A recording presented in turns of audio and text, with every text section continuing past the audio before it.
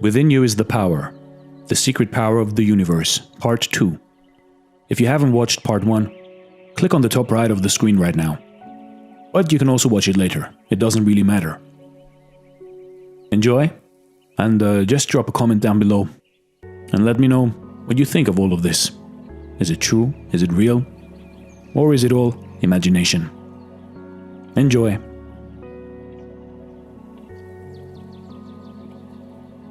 Chapter 2. The overcoming of life's difficulties. The true object of life is that man may attain wisdom through experience.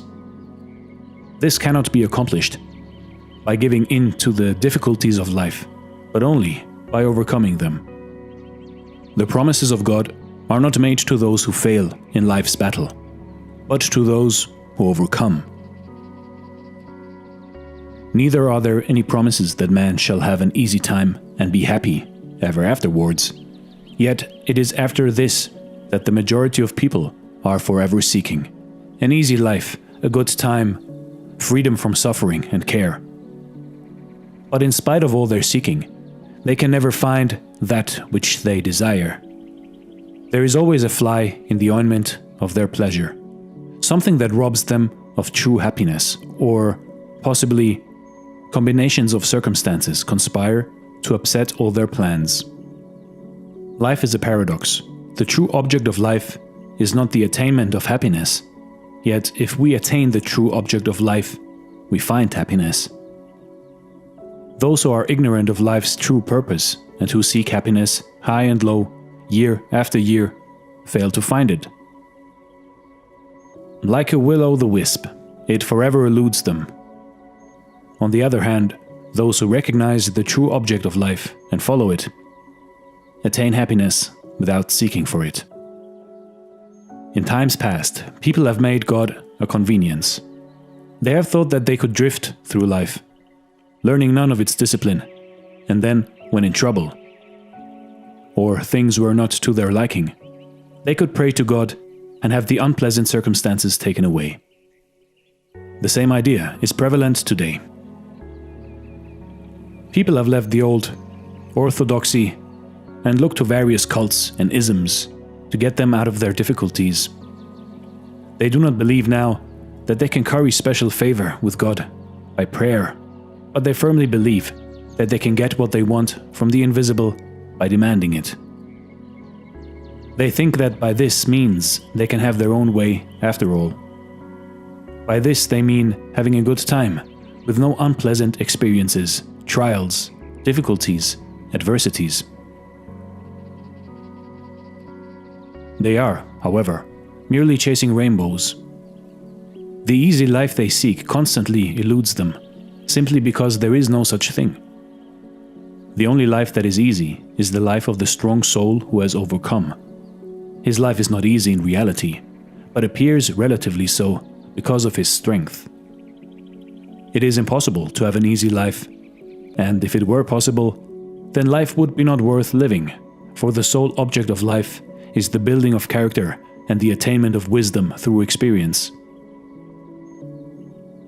Life to all of us must always be full of difficulty, and it is to help those who, hitherto, have found life rather too much for them that this book is being written. What the majority are seeking for is an easy life, which they will never find, but precisely the reverse. And for them I have no message. But to those wise and awakened souls who are seeking the truth, no matter from where it comes, and who desire to overcome life and its difficulties, instead of weakly giving in to them, this book, it is hoped, will bring a message. At this stage, we cannot go into the subject of why we should meet with disasters and adversity in this life, nor why some people should have, apparently, a smoother life than others. We must therefore be satisfied to know that we have to meet trouble and overcome difficulty, and that it is only by so doing that we can attain wisdom and build up character. The question, then, is not whether we shall meet the trouble and adversity or not, but rather how we shall meet them. Shall we be victorious, or shall we be submerged? Shall we overcome life's difficulties, or shall we give in to them? The majority of people are drifters on the sea of life. They are wafted here and blown there. They are also carried hither and thither by every current. It is only the few who realize that they have the power of the infinite within them, by which they can rise superior to all their difficulties, overcome their own weaknesses, and, through victorious experience, attain wisdom. At this point, some practical reader may say that attaining wisdom is all very well, but what he wants is practical help. He is perhaps out of work, has sickness in his house, and is in debt. Or he may be well-to-do, and yet in the deepest distress of misery. To all such I would say that they possess the power by which they can overcome all their difficulties, and, through overcoming, attain wisdom. A man's success depends, more than anything, upon his faith. His faith in the good purpose of life, his faith in the power of the infinite within him, and his ability to overcome every obstacle in his path. The extent of the power that man can bring into his life is the measure of his faith in that power. If his faith in it is small, then his life will be feeble and lacking in achievement. If his faith in the power within him is large, then great will be the power manifesting in his life. The power of the infinite is illimitable and inexhaustible. All that is required is an unquenchable belief and trust in it. The weakest and most timid can make use of this power.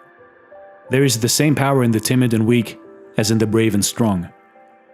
The weakness of the former is due to a lack of faith and belief in the infinite power within them. Difficulties and troubles there will be in every life, and sometimes disaster and heartbreak, when the very earth slides from under the feet, yet by calling upon the power within, it is possible to rise from the ruins of cherished hopes, stronger and greater through experience. Happiness and true success depend upon how the troubles and difficulties of life are met. Adversity comes to all, but if it is met in the right manner, even failure can be made the stepping stone to success.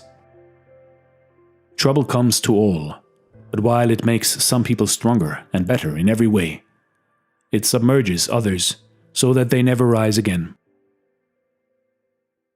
The trouble is the same. It is how it is met, and that makes the difference.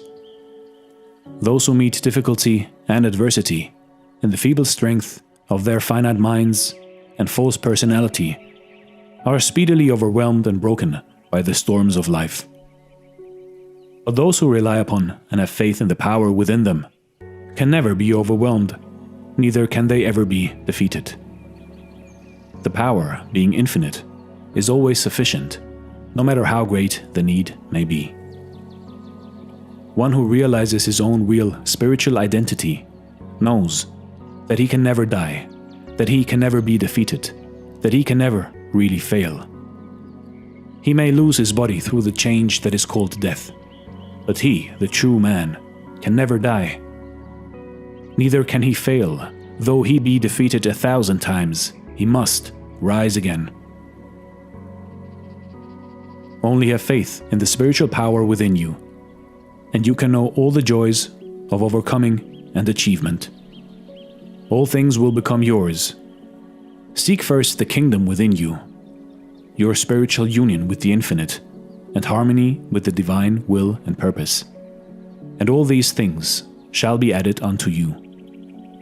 You will have no need to fear the morrow, for you will know that all provision has already been made. There will be no need to hoard up wealth, for there will be necessary daily supplies always available.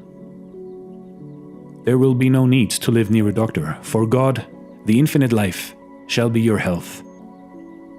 There will be no need for regret or lamentation, for you shall know that all is well. There will be no fear of future happenings, for you shall realize that the Infinite One makes no mistakes. This is Dare to Do Motivation. The Secret Power of the Universe, Chapter 2. by Henry Thomas Hamblin. Stay true to yourself, and life will stay true to you. Thanks for watching, and stay blessed.